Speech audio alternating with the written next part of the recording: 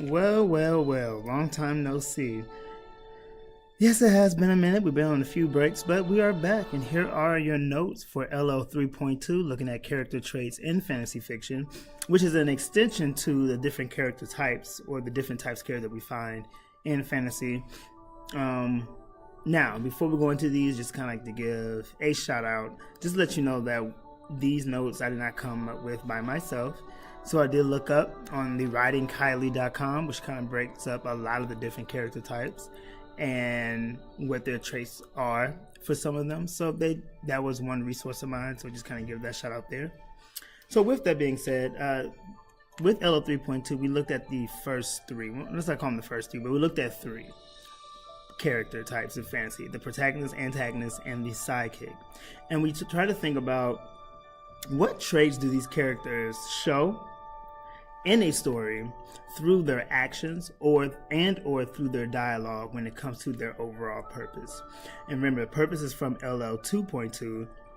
Thinking about the character types and what they're used for in books. All right. So first we have this protagonist here, and we know that the protagonist from LL2.2, their role or their purpose is to have a goal that they're trying to pursue. So the hope is that by the end of the book, they achieve that goal. Now, in this process, here are all the different ways that a protagonist might show up. It could be all of these. You may have a story where there's just one from beginning to end, or they may shift from one to another, and that's going to be covered in a later lesson. But for the most part, here are just a few of the different protagonists that can come through. And if that is the protagonist they're coming through, then these are normally the traits on the right side, the traits that they normally show through their actions or through their conversations with other characters when it comes to understanding that goal. So for example, just kind of like just throw one in there.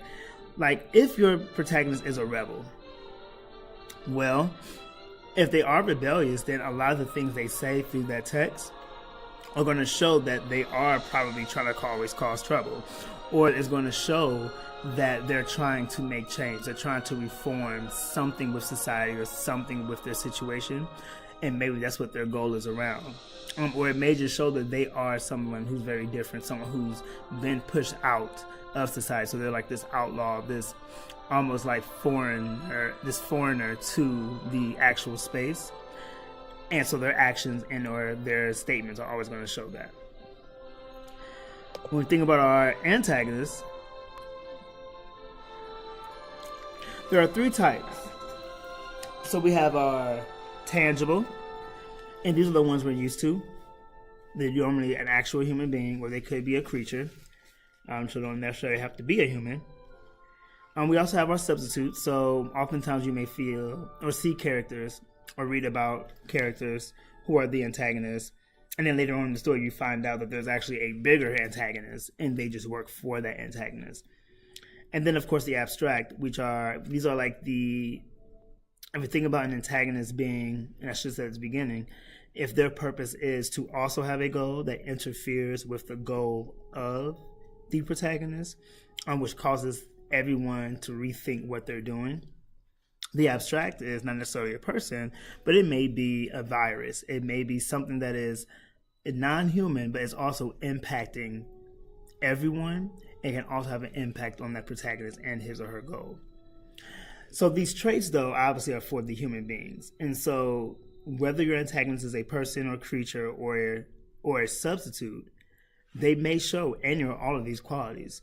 And it makes a lot of sense if you have someone who is pretty much competing or going head-to-head with the protagonist in the story, then yes, they may be overconfident and powerful and intelligent. This Immoral and Wounded, this piece here, oftentimes we think about them, maybe they're a villain, so they're a villain. They don't really see, the good versus the bad, the just versus the unjust in their situation, in their personal goal. And sometimes with wounded, we're not talking about like a physical wound, but maybe that they have been hurt. So everything they're doing is for vengeance or revenge. So those are just a few things.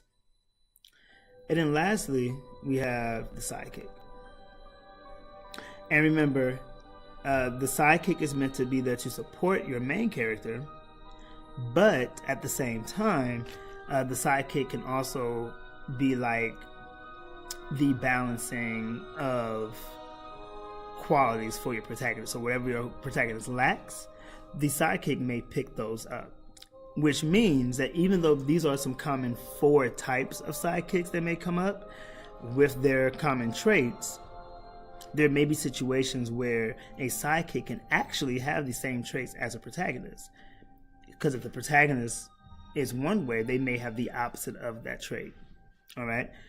So if your protagonist, for example, is a warrior, then maybe your sidekick then is going to be, the charmer in that same thing. All right? So that's just going back. But here, muscles, brains, humanize a friend. These are some common sidekicks. If they are the muscles, it's going to be very similar to a warrior and a boss. Brains, of course, being resourceful and bright. And the rest is there. You can pretty much read that and get it. And so what we're doing, what you should be doing is as you're reading your book, think about these. When you feel like you've identified your sidekick, think about, well, what does my sidekick do? What does my sidekick say a lot of the times? And when they do and say these things, where do they fall? Do they show that they're very loyal to their main character? Are they bright? Are they seem to be more open-minded than the main character? But pretty much try to figure out how you replace them. Same thing with your protagonist and same thing with your antagonist. All right? And that's pretty much it. Good luck.